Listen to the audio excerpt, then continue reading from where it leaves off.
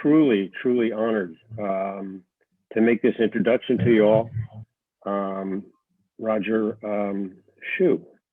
And his short bio, he says he's working on it, but I don't know. Could be a little shorter, Roger, you know? So Roger has a BA in Earth Sciences from UNCW Wilmington, a master's in geology from UNC Chapel Hill, and a master's in science education from the University of Houston. Roger worked in the energy industry for 20 years before returning to his home in Wilmington in 2000. He has been at UNC Wilmington, since that time, teaching in the Earth and Ocean Sciences and Environmental Sciences departments. He teaches both undergrad and graduate courses concentrating in sedimentology, coastal geology, water and energy resources, sustainability, natural history, and geoscience education. Roger serves as a co-chair of the Sustainability Committee at UNCW, and he received the UNCW Sustainability Award in 2015. UNC Public Service and Community Engagement Senior Scholar Award he was also a recipient of that. And that was in 2017. Roger also serves on the board of Cape Fear Riverwatch. Yay, we're so honored to have him. He is the science technical assistant for the EPA grant to the town of Navassa on their Superfund site. We're almost done. He also works with the Nature Conservancy on conservation restoration projects dealing with longleaf pines, Venus flytraps, and endangered species. And his favorite saying, modified a bit from Leopold, that illustrates the need to be connected to nature, is not being connected to nature leads you to believe that food comes from the grocery, heat comes from the furnace, and water comes from the tap. Take it away, Roger. Thank you, Dick. Dana, I assume I can share. I'm going to let you do that right now.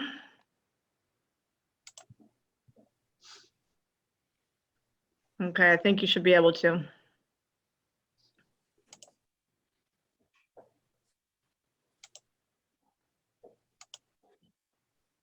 And anyone who is not muted, just so you know, I'm going to mute you in a hot minute. And so when we get to Q&A, you'd have to unmute yourself.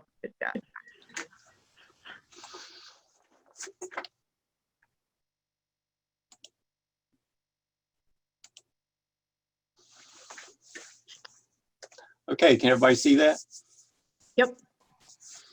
Well, good morning, all. Thanks for tuning in. And this is a topic that, as I told Evan Fold, I gave a little presentation to the new task force back in November that was about 25 minutes long. And I said I need a little bit more time.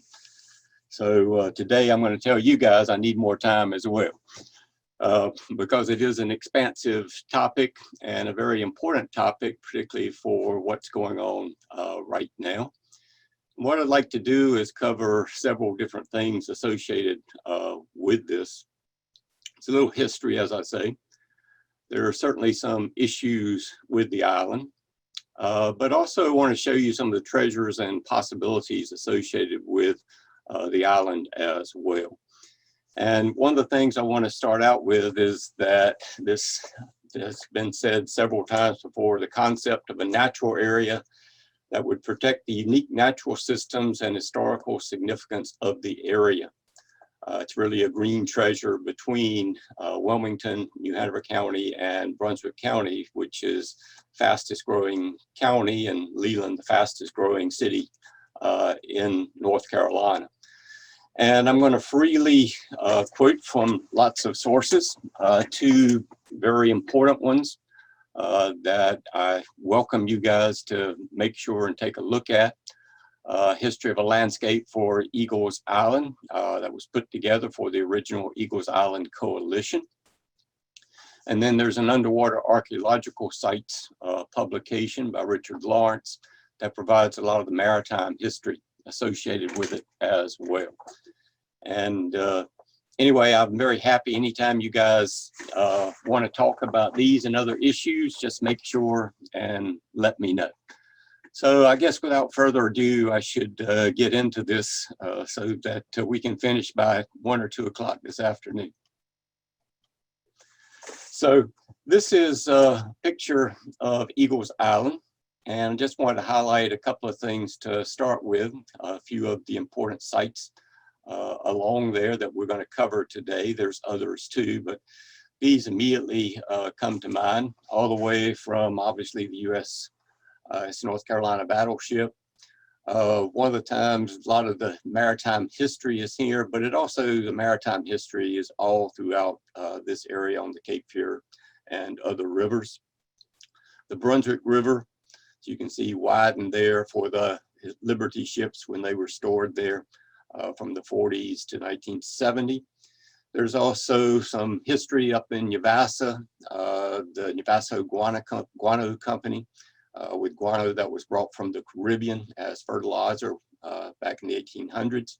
You can also see that this area down here, which is the area for the spoil pile. This is where, when you dredge the Cape Fear for navigation purposes, dredge material is piled in this area.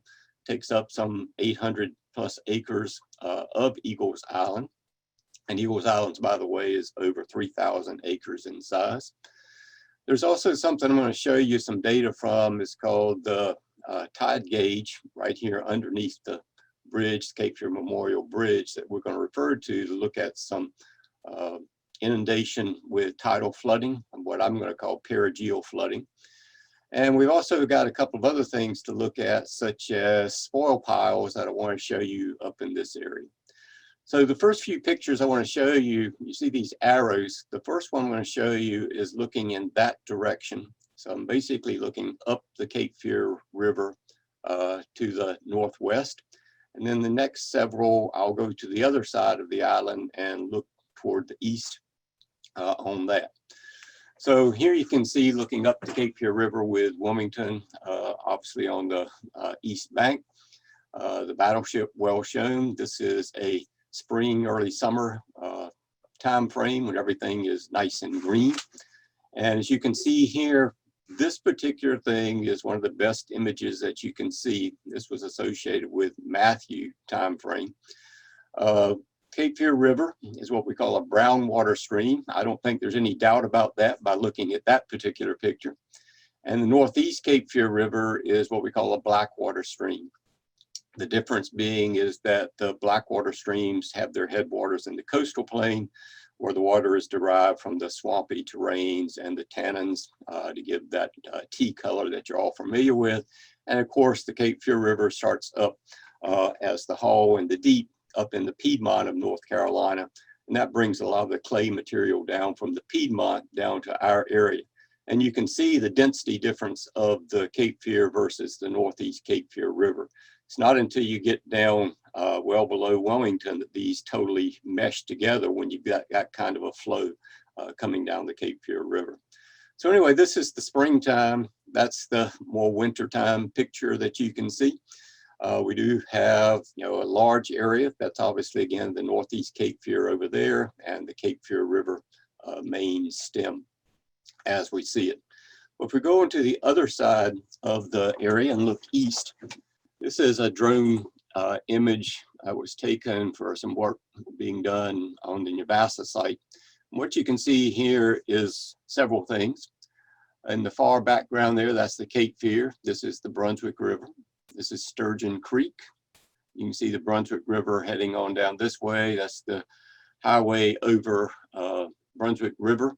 And then where it widens here is where the Liberty ships are. And as I show you in a few seconds, a closer up of these, Wilmington in the background and the port way back there. So this is, again, the picture looking kind of to the north from that, again, the Cape Fear. You can see some of these nice patches of green. Those are spoil islands. I'm going to show you a couple of those a little bit later on because they have some really fine attributes to take a look at. You can also see in the foreground here on the Yavassa side, these are the old rice canals, the main stream, and then the side pieces off of that. Those are also present on Eagle Island. Looking in the mid-range, you can see here Wilmington in the background. You might see some dead trees here, and we'll talk a little bit about that.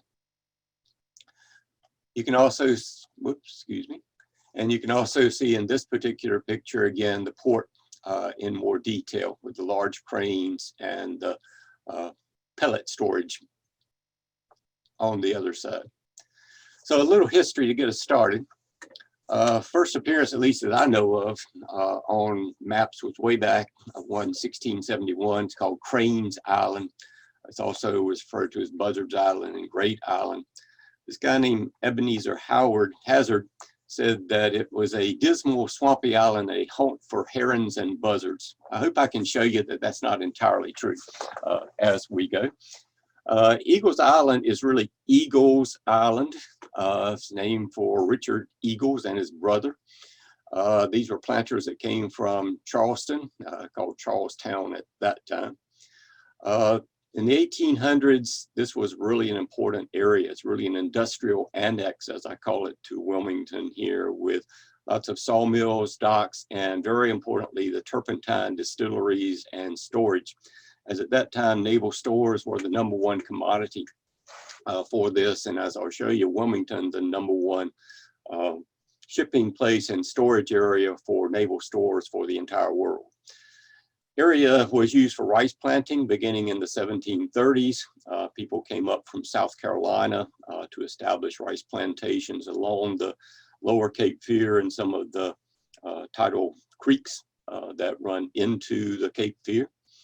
And there were 2 questionable rice plantations, Bleak House and Osawatomie, on Eagles Island itself.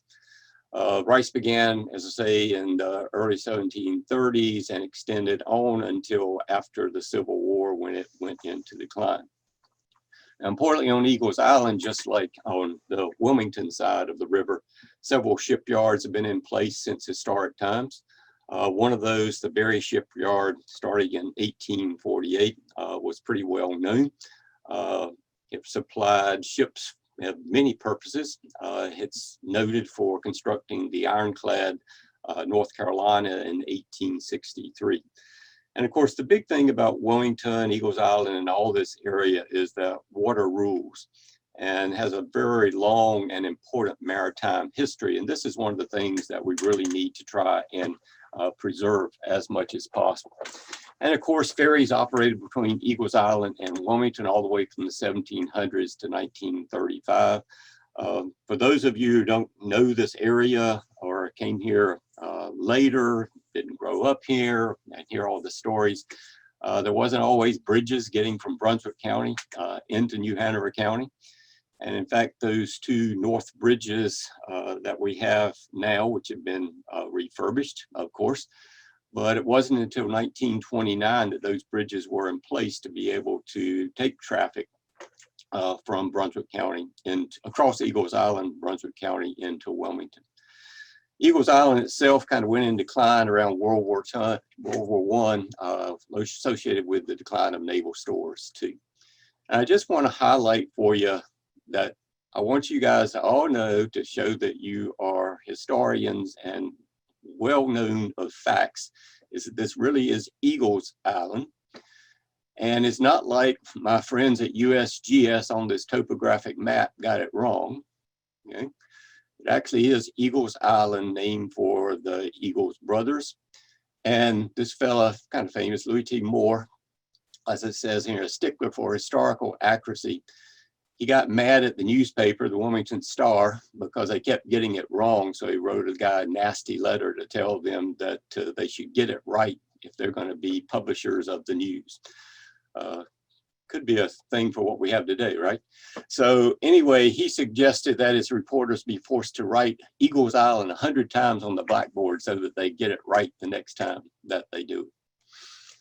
So what about Wilmington and Eagles Island? Well, a lot of you know about Wilmington incorporated officially in 1739.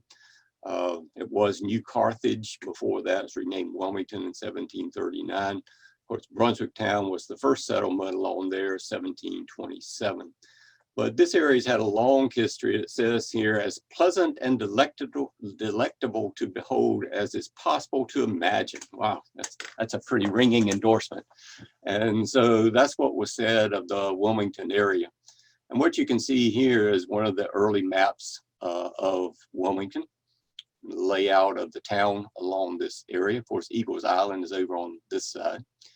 And this is a map showing plantations, because plantations along the lower Cape Fear were really important. You can see them going all the way on up the Cape Fear River here into the northeast Cape Fear River as long as the Cape Fear. There's Eagles Island in the middle.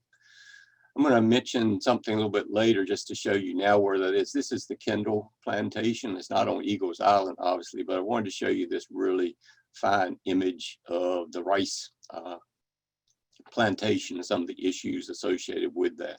But places like Town Creek and others had many plantations up and down the river. So a little bit later map you can see here of Wilmington in 1858. This was the layout for Eagles Island. This really wasn't ever fully done. A lot of people said this was put in place just to show the possibilities of some of the layout. But I will say that there was quite a bit of activity and structures over on this, in addition to the wharves along the river on Eagles Island. So the river's been a focal point for Wilmington and vicinity for many years, and development on Eagles Island was really associated with shipping and moving goods.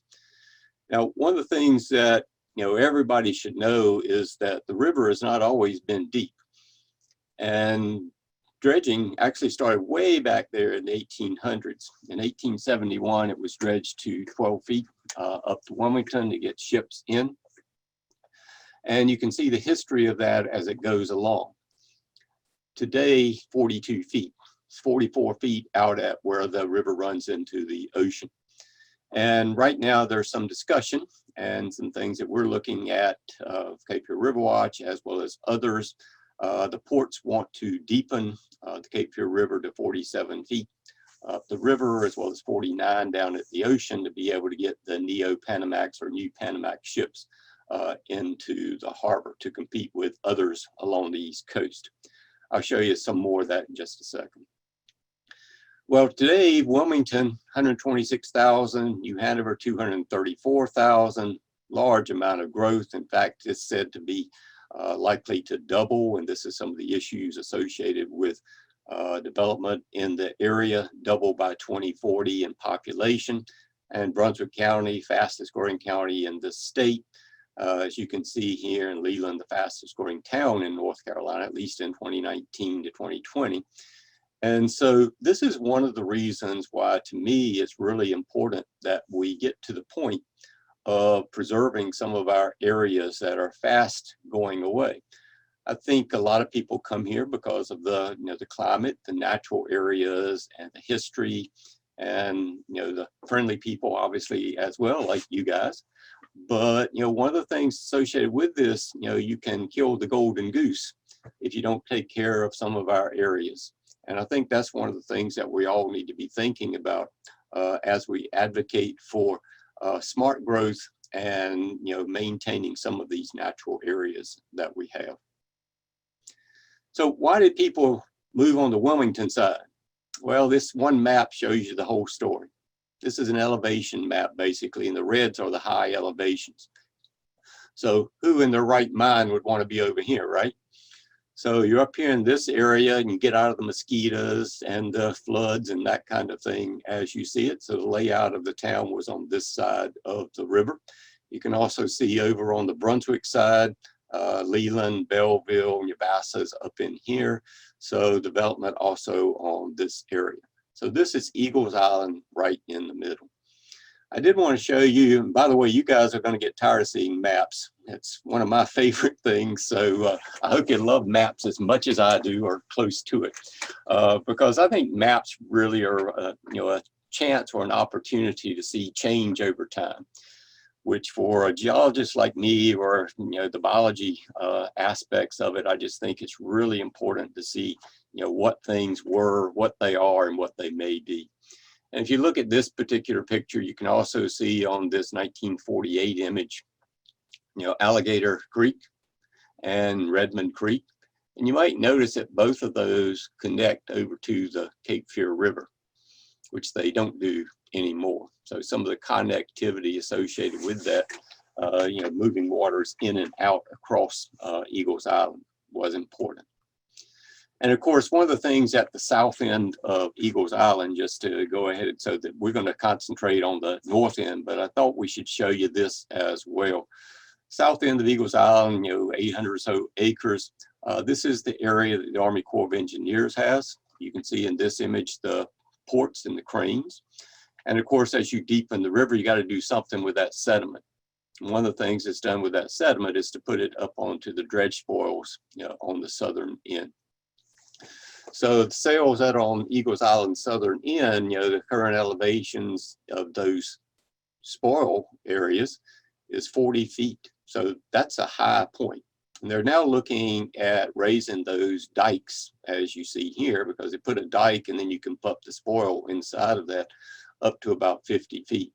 And if they're going to deepen the Cape Fear River, there's going to be lots of sediment to be moved in different areas, all the way from Wilmington down to Bald Head Island and Southport.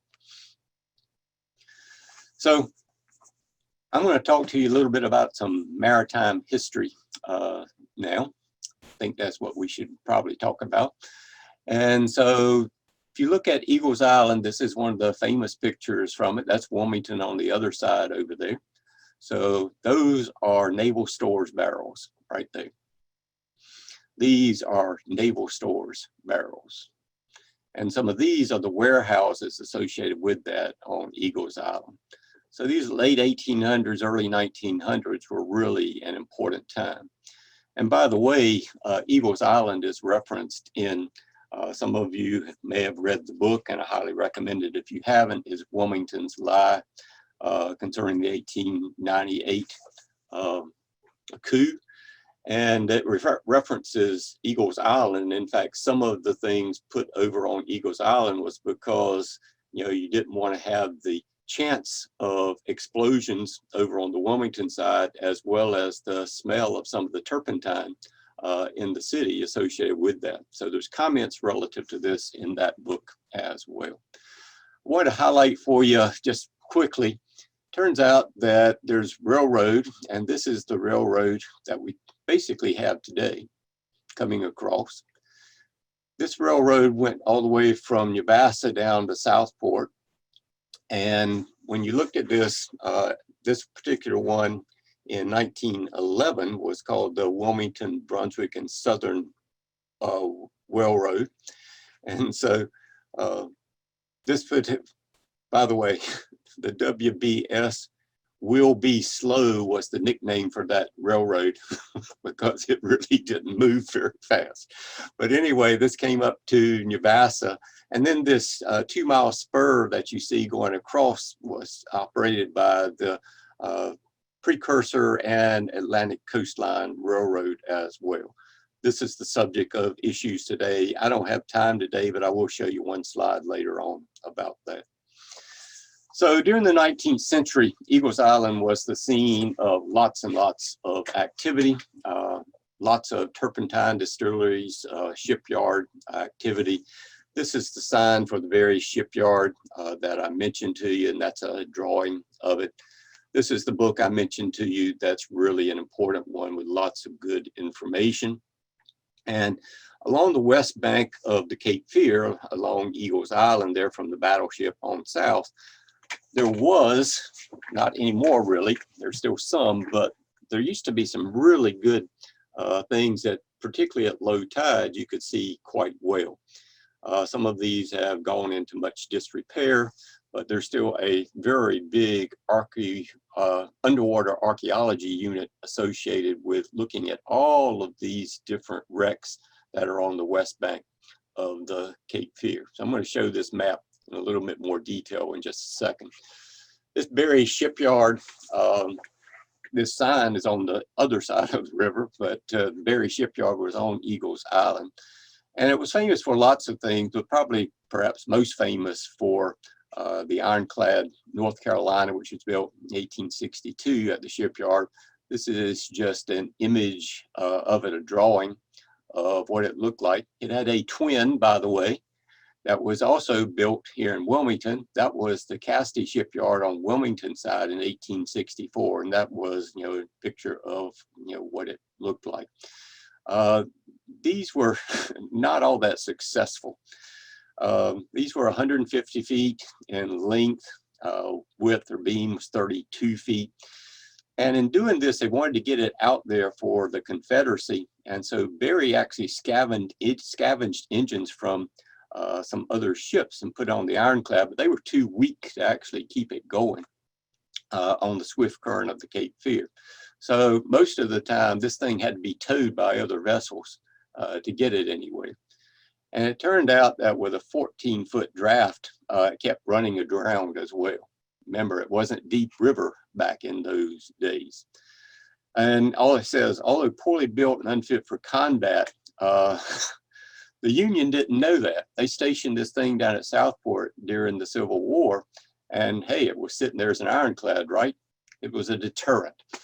So it was more deterrent than anything else because it wasn't fighting capable. And in fact, it was said they weren't aware of its decrepit condition. Didn't last very long, sank in 1863. But that was longer than the Raleigh. The Raleigh only lasted a week.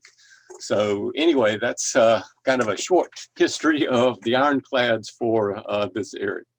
This is looking at the Cape Fear River, and all of these are the recognized archaeological sites for the maritime vessels along the Cape Fear.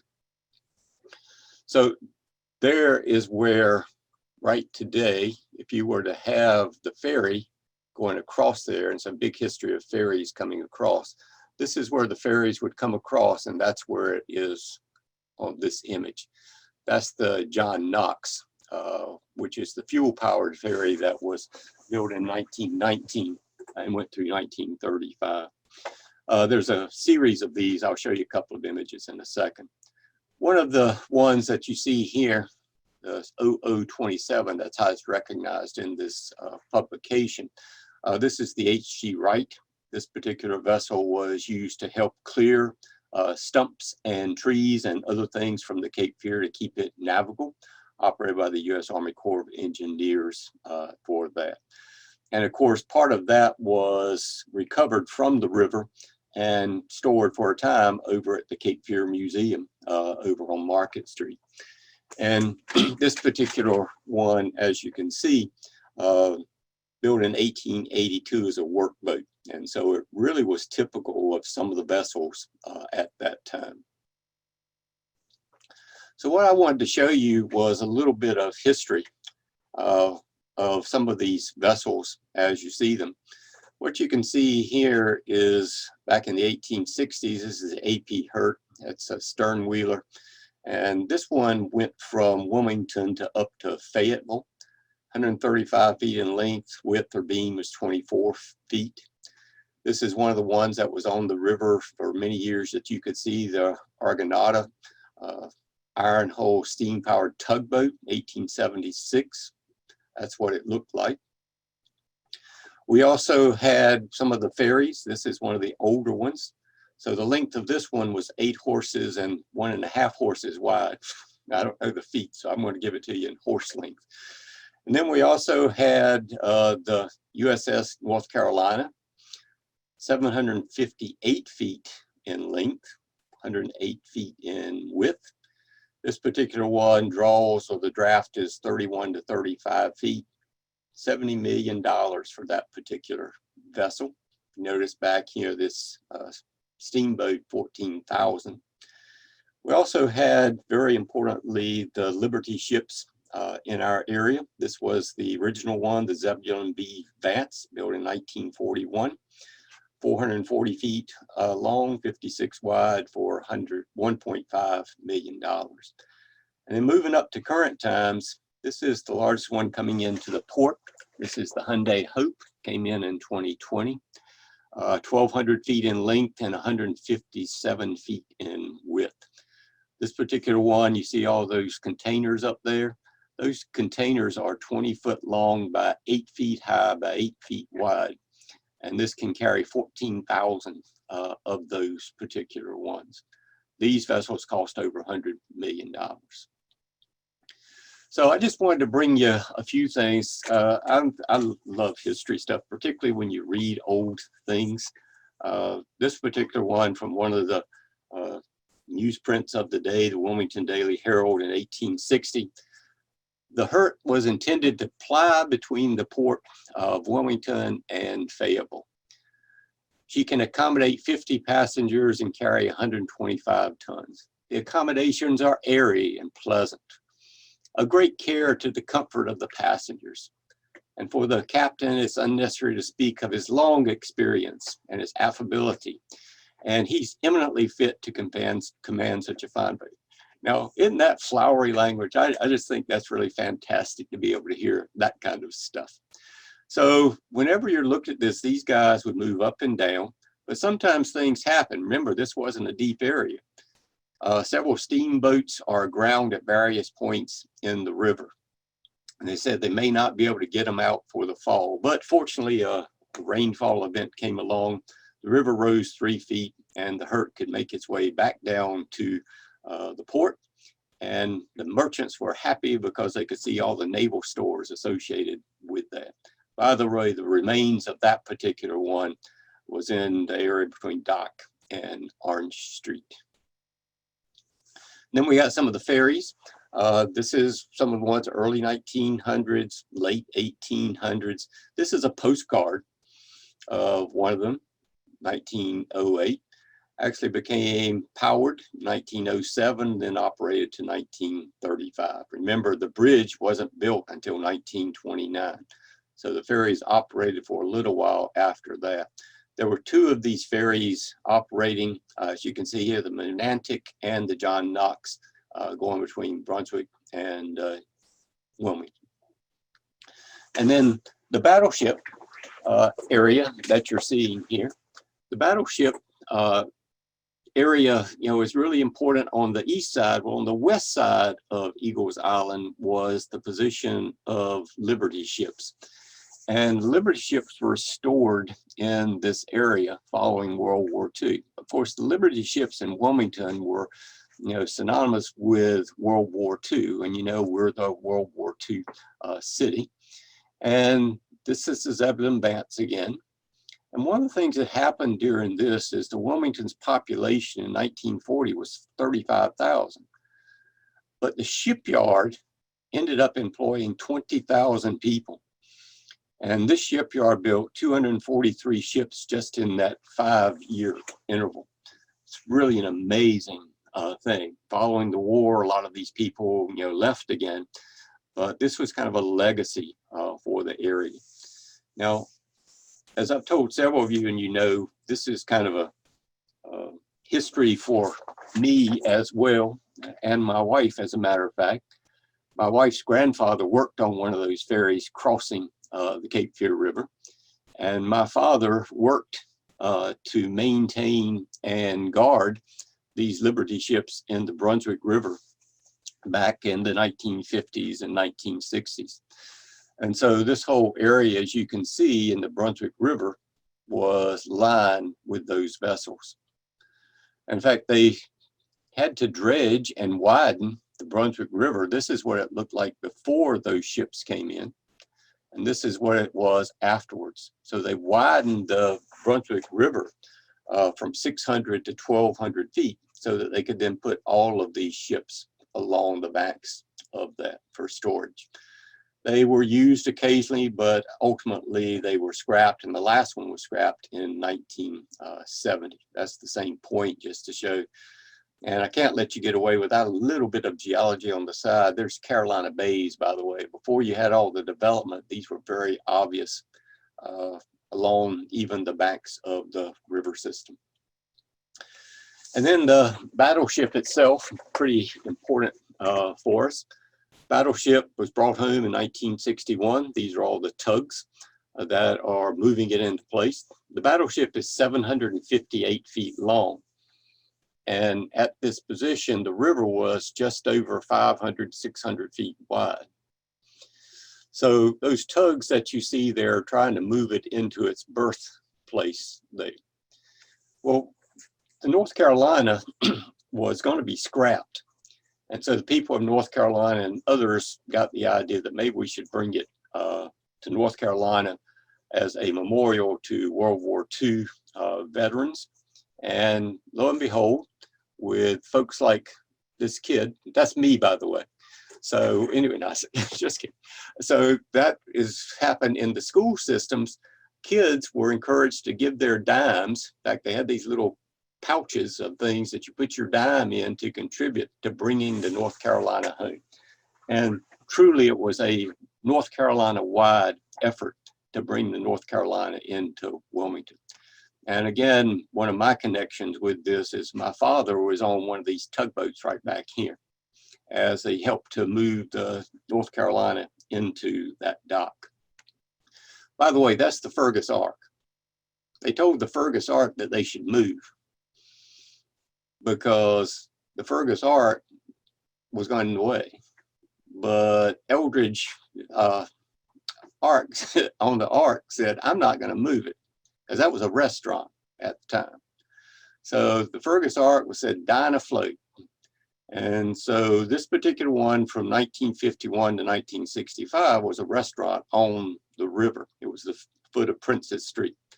Well, as I said, you may have alluded to what was going to happen. There's the Ark, and there's the stern of the USS North Carolina. A little bit of an issue.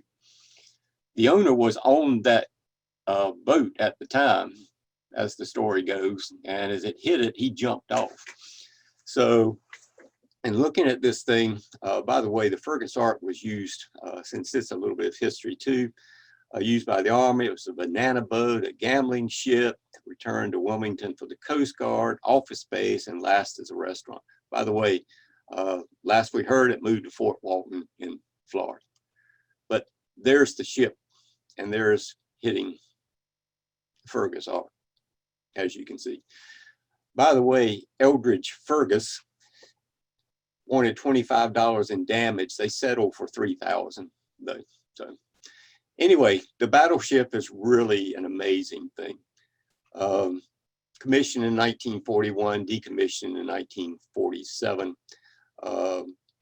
Really, it was one of the greatest sea weapons going, with all the big guns that were there. Served in many of the campaigns during World War II in the Pacific. And you know, the thing that really impressed me as a kid, though, I read when we went over there, you could fire a 1,900-pound projectile 23 miles from those big guns. Now, as a kid, that's pretty impressive. And my father said, you know, that's how far it is to Southport. So just imagine hurling a projectile from Wilmington to Southport. And so that was the power of these guns, the battlements. And it's in every major naval offensive in the Pacific with 15 battle stars. And then, of course, we move on. There is the Hyundai Hope, as you can see, size of the tugs next to it. And of course, this whole thing that you're looking at, I put here, this is 1,200 feet wide, as you can see. So that ship coming in, then it's got to turn, right? So this 1,200 foot length has got to turn around in that river. It also draws a lot of water. And this is the reason they want to deepen the river system. So there's the ultra large container. We call these new Panamax or Neo-Panamax ships, because when they extended the Panama Canal, they made those locks longer to actually accommodate these kinds of ships. So this is a big deal for us right now to look at. Okay, so obviously water is pretty important to us. And by the way, there's a picture of a ballast stone. Kemp can tell you all about this because he studied this. And at Campbell Island, the old ships would come in, and ballast stones were used to balance the ship, you know, to make them more seaworthy. But you couldn't get further up the thing to Wilmington here, the river to Wilmington, so you offloaded some of that ballast. And so ballast stones on Campbell Island, and if you go downtown Wilmington, you can see some of the old walls along the streets made up of these ballast stones. So you can study geology from around the world by looking at these ballast stones. So let's look now at some of the island culture and natural systems. Well, obviously I said naval stores is a big deal for us. This particular book has some of the old pictures, and this is the cover picture on the book that has lots and lots of good images for you to see. There, of course, is Wilmington in the background, again, the naval stores. So I don't have time to spend a lot on these things, but talk to me sometime. I'll be happy to go into great detail with this because this is one of my favorite topics.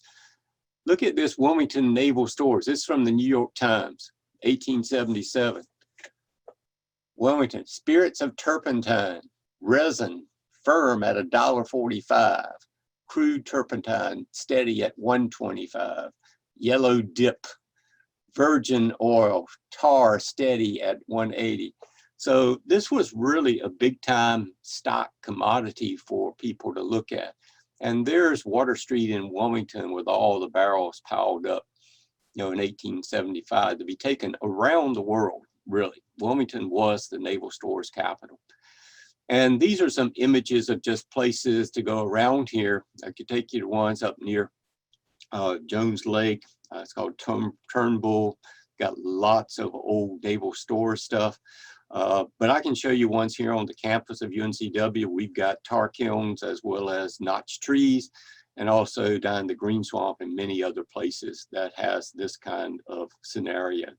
And so this is very, very important. Another thing that was important, but not as big a cash crop for us, bigger in South Carolina, but still important. Here's the Gullah Geechee Trail, goes all the way from Florida up to Wilmington. And as you can see here, it extends that far. The important thing was all the plantations along the river and Carolina gold rice. So all of these are canals that are associated with the rice culture. New Hanover and Brunswick County, all along the river, had these. This is Orton Plantation. And Orton is redoing some of the old rice fields as well. This is the original rice fields, as you see. You can see here one of them flooded. By the way, rice fields originally were up in the upland areas. It wasn't until later that they started moving down into the marsh areas to take advantage of the flux of the tides to be able to flood those areas. And right here is the Cape Fear, and there's some of the plantations. And I'm going to show you on the next image one from Kendall Plantation. But the rice originally was said to have come from Madagascar. This guy was bringing goods in and had money problems, and he gave some rice to people in South Carolina for use for paying for some of his goods. And so what he said was that, I'll give you this. And so the rice was then used as a staple in South Carolina for several years before it then came up to the lower Cape Fear in the 1720s, 1730s. This was really high quality rice. In fact, it said that lower Cape Fear had some of the best rice. So rice was considered crop in South Carolina for a long period of time, even before it got here. So say upland areas, then moving down into tidal marshes. Of course, this was based on the knowledge of the people from Africa that were brought over as slaves. It relied also on their labor because this was very intensive labor. And of course, two things led to the demise of rice. Actually, three things. One was the emancipation of the slaves following the Civil War. Another was two big hurricanes that destroyed a lot of the areas in the late 1800s. And of course, the third one was that the rice went down into the Gulf Coast, where it had better climate and conditions for growing the rice. This is the image at Kendall Plantation, just showing you some of the things that are there, from the planting, the threshing, the hoeing, the reaping, weeding. There's the actual rice plantation. And sometimes they would fire guns to get the birds out of the rice areas. This is one of the things I just wanted to show you, this thing called a truck gate. That allows the water to move in and out of the rice fields during high and low tide. In fact, this is what it looks like. So what you would do, tide would come in, so you would open the gates to allow water to move into the impoundments for the rice. And to get the water out, you'd wait till low tide if you needed to do that and let the water flow back out in that way. So this was an important thing, and we can still see remains of some of those on the river today. So I guess we should talk a little bit about ecosystems and things as well. And ecosystem for this area, definition of ecosystem, it includes the biotic and the abiotic components. And here you can see Eagles Island. So what is Eagles Island made up of on the abiotic side? Well, it turns out that the abiotic side, as you can see here, is mostly wetland soils. Two of those are the Chewan and the Doravan. And if you look at soils maps like this one, you can see the presence of Doravan, Chewan, all in this area. Now, in some of these areas along the edge where sediments were taken out of the Cape Fear and piled up, it has a little bit sandier stuff called Yuhan. And that's some of the also spoil piles I'll show you in just a second too. But really all the organic matter, look at that, 50% organic matter in some of these. And that's important for thinking about whether you can develop and also what's happening to subsidence on the island, because these very organic rich soils are easily compacted. And if we do introduce any salinity, some of that organic matter actually deteriorates with that as well. So this whole area then has lots of marshes. This is an image from the rail realignment study, as a matter of fact, showing you some of the area around the battleship would be right here. And I'm going to concentrate on this area a little bit later. This is an area of concern for possible development on the Eagles Island side. You notice down here, we've got some emergent wetlands, freshwater forested shrub wetlands. So it's a wetland area, bottom line. And this picture that you're showing here, this arrow with the yellow, I'm standing on the battleship road, going down to the battleship, and I'm looking back toward the bridge. So that's what this picture is right here. So here you can see the wetland vegetation, the old cypress and other trees that have died with some more of the inundation. And there's the Memorial Bridge in the background back there, okay? So this area is basically looking at just that area of Eagles Island. But if you look at the entire island, that's what it looks like. So again, you can see that freshwater wetlands, are the dominant thing within here, as well as some shrub forest. And again, notice these little pieces of spoil that we've got. So what are some of the things that we see on there?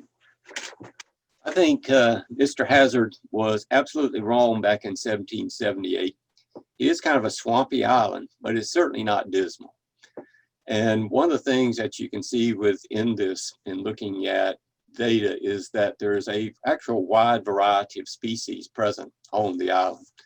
These are just some of the plant species that you got from the trees like the bald cypress, from the shrubs like baccharis, pepperbush, wax myrtle, some of the herbs like cattail and lots of ferns, all the way down to some of the bulrush, cordgrass.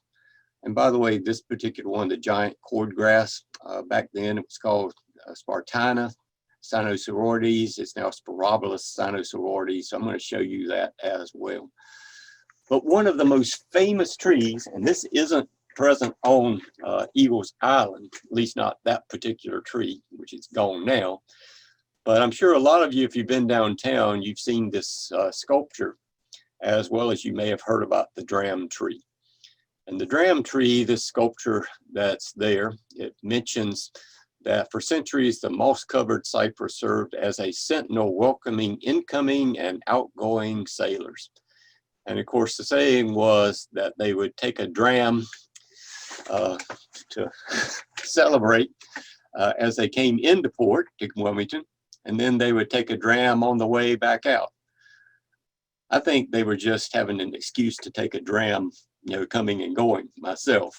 And I think they probably had more than that one tree that they took a drink at as they went up and down the Cape Fear. But that's what the history of the dram tree really is.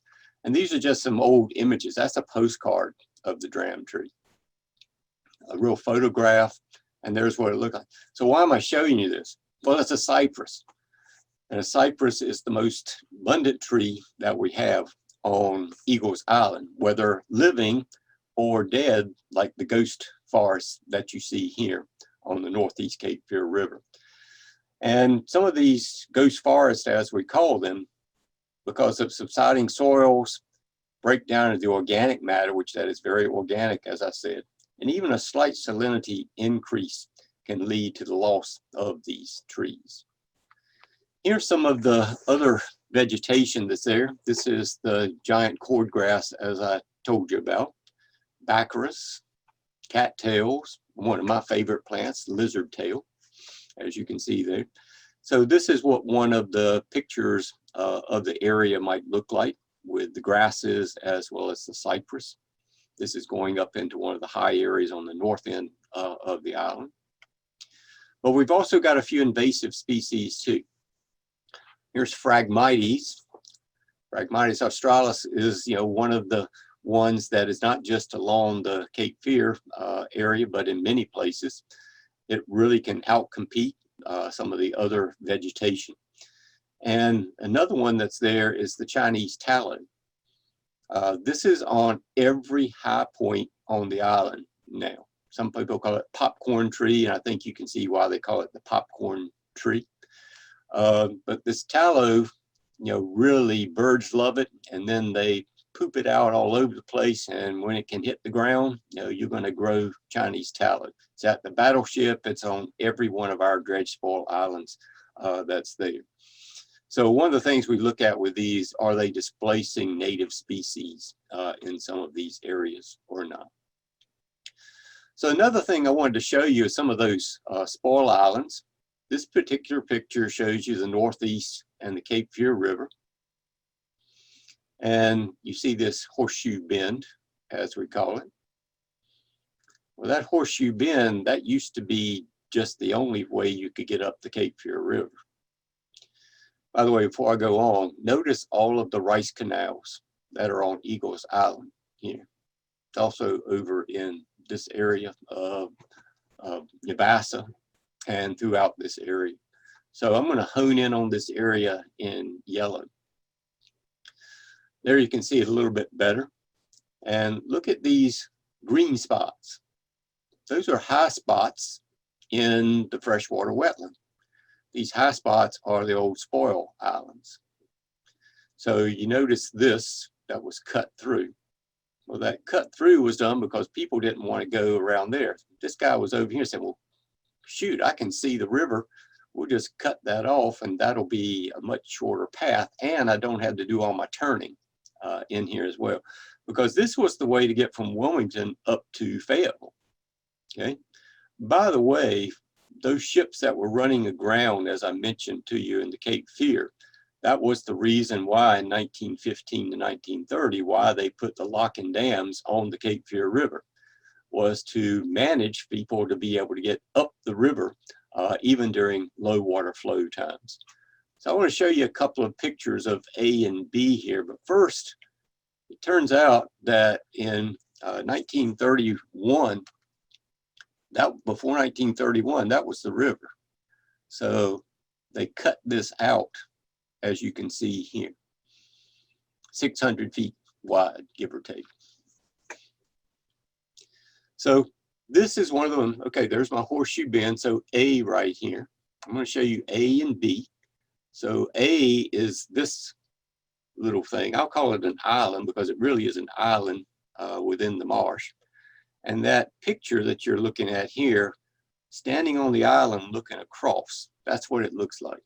So there's our kayak. We kayak up there. It's a really beautiful spot. On the other side, you can see the high areas, that one and that one.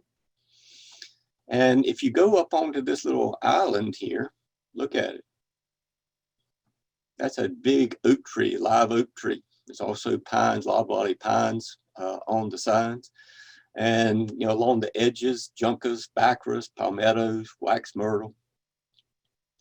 And then if we move down to that B location, the view on this particular one, I'm looking up that rice canal. So that's the view. Some of the dead trees and live ones back in here. And this red view looking toward the Cape Fear River is that one. That's that fine looking guy right there, standing there for posing the picture. And then this particular one, my wife over here, looking back into the marsh. So you can see how high that is. By the way, unfortunately, all those trees are tallow trees. But in the summertime, with the sun baking down, a little bit of shade that's there, you actually might appreciate that tallow tree in that one particular case. These things are 15 feet plus in elevation above the surrounding areas. Well, we also got some wildlife, lots of birds.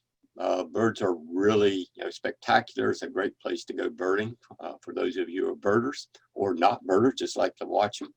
You can see the waterfowl. There's raptors such as our osprey for Cape Fear River Watch and UNCW, shorebirds, as well as multiple ones. Loved great blue heron and the red-winged blackbirds. The female, like in many cases, doesn't get the credit that they deserve because the show-off male is the one that has all the colors on him. But birds are really spectacular over there. We also got mammals and reptiles. Here's some of the listings that you see on there, such as the beaver and the marsh rabbit and the gray fox. And by the way, just for a little piece of knowledge, the gray fox is our native fox. It's not the red fox. So if you see the red fox, he is not the one that's native for our area. In the reptiles, alligator. Whenever I took my class over there, and Caitlin helped us, ride around in our kayaks around some of the areas. We got to see a little alligator that day, but there's some bigger ones over. You can also see cottonmouth and yellow belly sliders and others in the area. And of course, very importantly, fisheries have been important for our area, not just the finfish, but the shellfish too. And all the way up to this area, we do have blue crab, believe it or not. And one that's not listed on here, this is not part of that, but I wanted to add it into here because one of the things that you see along the banks is oftentimes fiddler crabs. And here again, the male gets all the show because he's got that pincer. That's really a worthless thing other than for show. But anyway, male is the one that has the big one of that. So on the fish side, all of these are important fisheries that we've got for our anadromous fish species, and something that Cape Fear River Watch, we've been working for years to try to restore some of these. You know about our striped bass tournament. You can also know about our banquet that we have. Hopefully we can get back to that soon. But all of these fish like shad, herring, the sturgeon, by the way, both of these are endangered species. We also have our cotadromous fish, the American eel, that goes the other direction. These guys go upstream to spawn. He goes downstream to spawn. We also have in the river things like the long-nosed gar, the largemouth bass. So all of these are important to us. We're trying to restore some of the striped bass fishery to some of its former health in the Cape Fear River. And we welcome you to join us in that effort with Cape Fear River Watch. Lots of information on our website for that. And of course, this is part of the tournament. This is showing off for a catch that was done with one of the striped bass. But one of the things I want to mention to you is the importance of this area up and down the Cape Fear and around Eagles Island.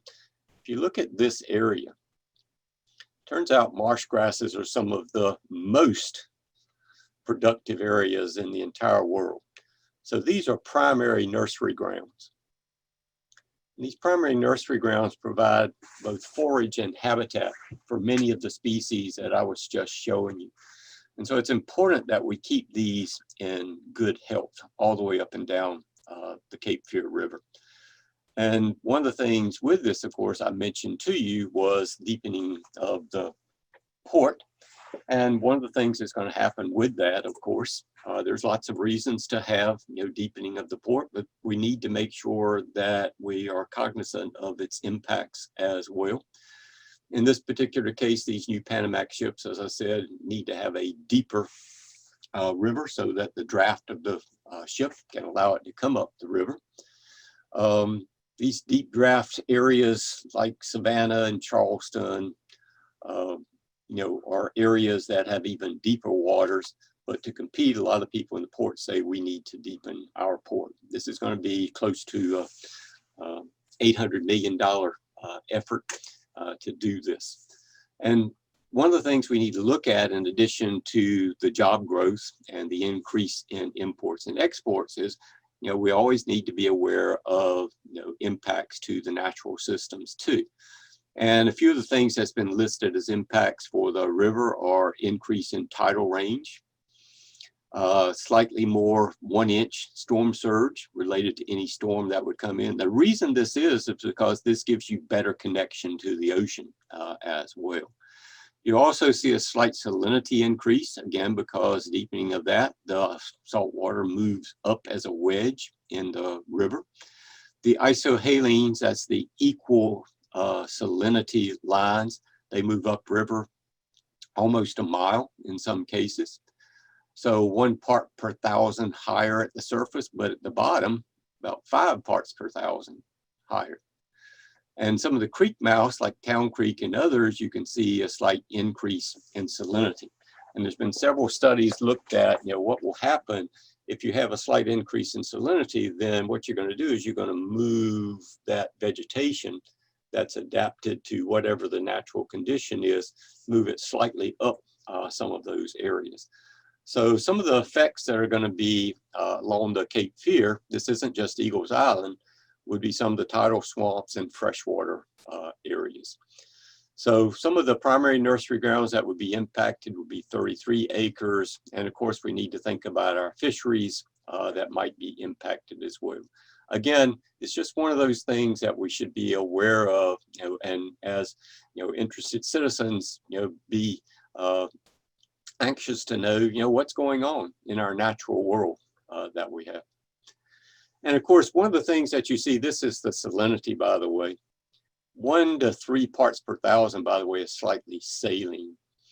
And we've got these measurement stations all down the Cape Fear, all the way out to down here at Southport and up the river. And measurements of water quality are done all the time, every month, along this part of UNCW's efforts to look at water quality up and down the river. Mike Mallon is one of the ones that does this quite a bit. And here you can see some of the data. This particular one shows you that salinity, NAV, is up at Nuvassa. So that's way up here in Nuvassa. So we can have saline conditions, that part of the time. But you notice that as you move downstream, the salinity gets higher and higher.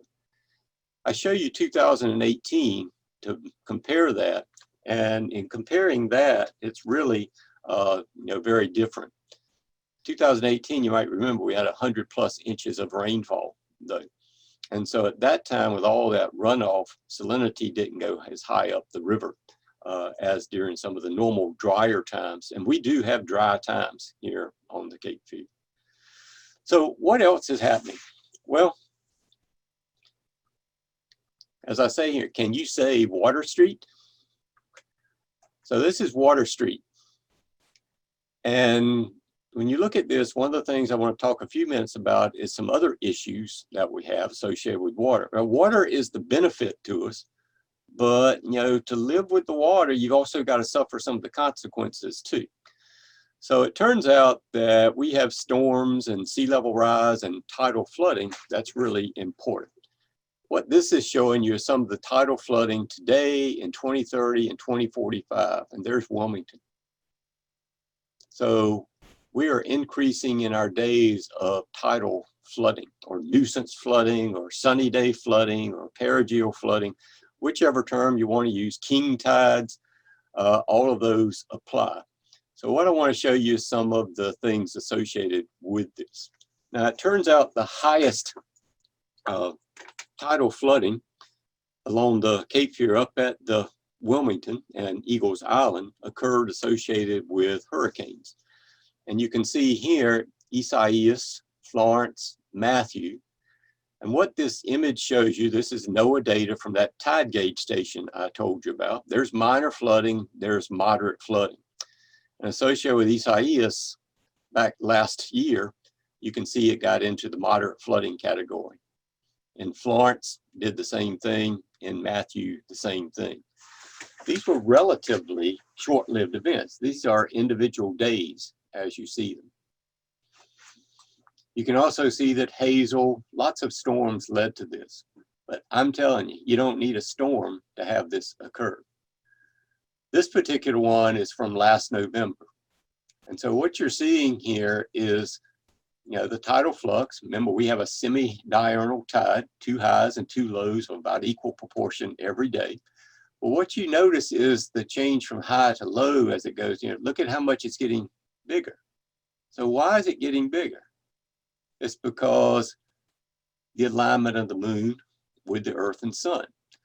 So if all the earth, moon, sun are in alignment during new moon and full moon, then I get higher tides. Whenever the moon, earth, sun is at 90-degree angles, you know, we get lower tides. Those are called neap tides. The ones with alignment, they're called spring tides. But it turns out that sometimes, in addition to having the new and full moon every month, we have a perigee, which is the time when the moon is closest to the earth. So the pull that I'm going to have at that time, if I combine these two things together, oh my, then you're going to have WHQR telling you that you've got a coastal flood advisory that's going to occur for several days along the Cape Fear River. And at this particular one, this is the battleship parking lot, and this is the road to the battleship. So there's Canada geese swimming in the parking lot of the battleship. And there's a great egret fishing right on the road, because as that's moving across, you got little minnows there that he's taking advantage of. And just in January of this year, and I'm taking this up to Friday for you, in January of this year, right in there, if you had been over on the battleship, you would have seen that there was flooding in the parking lot as well as on the road also. Then I get away from new moon and perigee, look at this, and then I'm coming back into the full moon and perigee. So right here, water on the road. So I'm going to tell you, whenever you have perigee and the moon, full moon or new moon occurring on the same day or within 2 or 3 days of one another, you're going to get flooding. Now, flooding is going to occur at Carolina Beach. It's going to occur in Wilmington. It's going to occur on Eagles Island. So I'm going to tell you, if you want to see something spectacular, you won't be able to get there, but May 26th is going to be perigee and full moon on the same day. So I promise you, a few days before and after that time, we're going to have some issues on the roadway. In fact, this is called the supermoon. And the other thing is you can see a total lunar eclipse on that day as well. So I say beware lunar eclipse, but actually beware of driving on Battleship Road at that time. Okay. So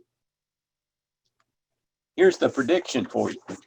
For those of you who love astronomy like I do, this is 2 different moon pictures. This is basically what perigee would be, and this is what apogee, the most distant time, the closest time. And if you look at the difference between those, it's about a 30,000 mile difference between that, which makes a big difference for you. Now, what you see over here is perigee times during this year. So where I've identified the blues are times whenever full moon or new moon are within a couple of days of that. So I promise you there will be flooding. As I told my students, I'll bet them their favorite beverage that, you know, during that time, you're going to have flooding over on Eagles Island, on Water Street, and other locations. By the way, just as a little thing, I love this too, Farmer's Almanac and different things have all these different moons. So, you know, we got the, as you see here, the snow moon. We just came from the wolf moon. So we're going to have the worm moon. That's my favorite one. So that's basically for the spring. Worm moon is whenever the soil gets warm enough, the worms come to the surface and then the birds eat them. So this is a lot of these different ones as you see in here. So what about this recurrent or nuisance flooding, or what I use as perigeo/spring tide flooding? There's only 3 areas on the island that's not going to flood during some of this phase. That's that 40-foot high spoil that the Army Corps has. These spoil islands, as you can see, and the roadway. Now there are some hummocks on the island. There are some of those other trees are, so that's an area. So what are we doing? Well, there's the battleship with some of the flooding. And so there's a project that's being put together. And this is working with Moffett Nickel, and I think Dawn, I saw her on here a little bit ago, but Dawn York, who used to be on River Watch, but still is an integral member of our family, is working with the battleship. They're looking to go in and put in a constructed wetland and a living shoreline along here, as well as raising the parking areas to try to minimize some of these events and issues. Because I'm telling you, you have to shut down this thing sometimes. You can't get into the battleship. So it's not just constructing in this area, the road's going to have to be raised as well. And you might notice the flooding events that have occurred. Look at the increase in numbers of flooding events over time. And one of the things associated with this is sea level rise. This is the tidal gauge for Wilmington, and there you can see the sea level rise. By the way, this isn't just a straight line. There's lots of little steps and bumps. And one of the things that's been happening, we went from like 1.5 millimeters to now 3.4 millimeters per year of increase in sea level in our area. We're still not as bad as the Outer Banks and the northeast part of North Carolina, though. So now you can see, if you looked about 10 years ago, it was 2.08. Now it's 2.47. So it's increasing here in Wilmington. The question is, are we going to follow a sea level trend like this in a linear fashion, or are we going to start sloping up with these? Many people believe that we'll be in, you know, this thing, as you see here, the green, which is kind of the intermediate case, that's 3 feet. By the way, if you raise sea level in North Carolina 3 feet, we're going to lose 1,500 square miles of land in North Carolina. And if you raise it 1 foot, we're going to lose 770 square miles of land. That is a given. These up here are projections as well. So I want to just show you what some of those projections are. So this is what we call mean highest high water. And that's basically the average height of the highest tide recorded at that tide station. Remember, our tide gauge is right here. So that's mean highest high water.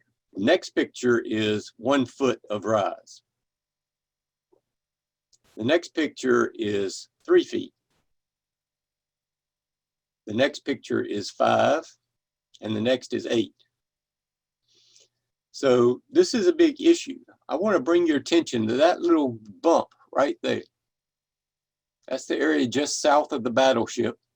And this is the area where private ownership of land, people are considering the possibility of development in that area. That's it right there. So this is the 100-year floodplain. The yellow is the 500-year floodplain. And by the way, this area right in here, remember I talked about naval stores and other stuff? Well, this area is a brownfield site. And in fact, the developer, this is a summary of a notice of intent to develop or redevelop a brownfield property, which is that one. That's the holdings that are in this particular area. Right now, this is zoned industrial, but New Hanover County, which this piece of property is looking at here, looks at this as most likely a possibility of mixed use, would be the better use of that. But the question for this whole area is, what is the best use of this property to me? So a little study was done with balloons. And in this study of balloons was to say, okay, well, what if we develop this area? What might we have on the other side? So they did this balloon study to show the kinds of height some of the development might be over on Eagles Island. So I'm standing on the boardwalk, Riverwalk over on Wilmington side, taking this picture the morning they did this study. And so those balloons then are the potential heights of some of the structures over on Eagles Island. So there's the picture. So think about this picture. By the way, you see some of these pieces over here? Some of that's the maritime stuff that I mentioned to you earlier. So do you want to see that over on the other side of Eagles Island? Or would you rather see that? Because one of the things that's in this area, as you see it here, you know, this to me is the potential for a true natural area for us. And again, you know, I'm not the one to say what, you know, people should do with property. I just believe that New Hanover, Brunswick, and Wilmington should consider this, excuse me, as a real treasure. And so one of the other things associated with this, that's an issue that's ongoing right now, is the discussion about the rail realignment. Everybody knows that the rail actually runs around Wilmington and comes back around this way. So the idea that's been put forward is to take that rail line, instead of coming across here and going around Wilmington, is to come down around 421 and across Eagles Island in this particular area to get to the ports in a more reasonable fashion. These are the potential sites for the realignment. And again, this is something that we should be thinking about. You know, if you put in the line, do you put it on the ground? You'd have to raise it up that 8 feet plus, right? Because you can't have the thing sitting down in the marsh. Otherwise, our tidal flooding and stuff will be there. And if you use culverts like they're talking about for 6-foot culverts, then, you know, those culverts need to be able to move water in and out across this area too. So these are just things we should be thinking about as we look at any kind of development in this area. So let me get to a vision. I know I'm getting it running long. I apologize. The concept of a natural area to protect this as a unique system. So what is the uniqueness of this area? Well, there's ecological significance. There's certainly cultural, historical, and economic significance of looking at the maritime history, the naval stores, the rice culture. There's ecotourism of kayak paddles, walking trails, and nature trail possibilities. There's certainly tons of educational opportunities and study. And to me, this really complements, and several of us have talked about this, complements the mission of the battleship, which is to be an educational area of opportunity for folks. And by the way, this yellow, that's New Hanover County. Everything else on Eagles Island is Brunswick County. And by the way, this is the only area of Brunswick County on the east bank of the Cape Fear. And that's because, remember, that area, once upon a time, that's Eagles Island too. So we got a little piece of Eagles Island sitting over there. So what can we do? Well, we can have ecotourism. This is my class actually out there with, that's Kaylin, tooling around in the water. And I try to get my classes out even with distancing in this. This was done last fall because you've got to do some stuff instead of just zooming all the time. The battleship is looking at putting a walkway throughout the marsh to be educational, as you can see here. This is one of the projects that received funding associated with the Navassa restoration. And here you can see some Phragmites treatment, putting in some walkways in here. And this is one of the ideas for what we could do over there that I was just showing you at that high area. Some of us are thinking about putting in things like interpretive center, amphitheater, boardwalks, highlighting the maritime archaeology, nature trails, highlighting the cultural things of naval stores in the area and rice culture for this. And then this is my composite view of what I think could actually be over there. These are just some images from different areas. We could highlight, you know, in a historical fashion from, you know, the 1700s up through the 1900s to 2000s with the maritime, the rice, the naval stores. We could highlight how the naval stores were done at the location. We could highlight how the rice fields were done and the importance of that. We could highlight the maritime history of this. And we could have a beautiful site that, you know, would have educational and interpretive center to be able to have something like that for us to take advantage of, both Brunswick County, New Hanover County, but also as a gathering spot for southeastern North Carolina to highlight the importance of everything that's going on here. So I get to the end then, I know you're happy to hear that, to highlight these are some of the things that I really think are so important. And if you want the extended version, you'll have to come back for another hour. But you know, this particular thing I hope has shown you some of the history, the benefits and issues with Eagles Island. So my last picture is a historical one coming in and out of Wilmington on the old causeway that went across Eagles Island. So this is the sign that was going into Wilmington. Hello, Mr. Motorist and Party, get to my ferry and come on across. And then we say, as they're leaving Wilmington, we regret your departure, come again. So I say, sincerely yours, I'm signing off, that's me. So that's it. I think that's probably enough. Thank you so much, Roger. Can you unshare I can. so that we can see folks?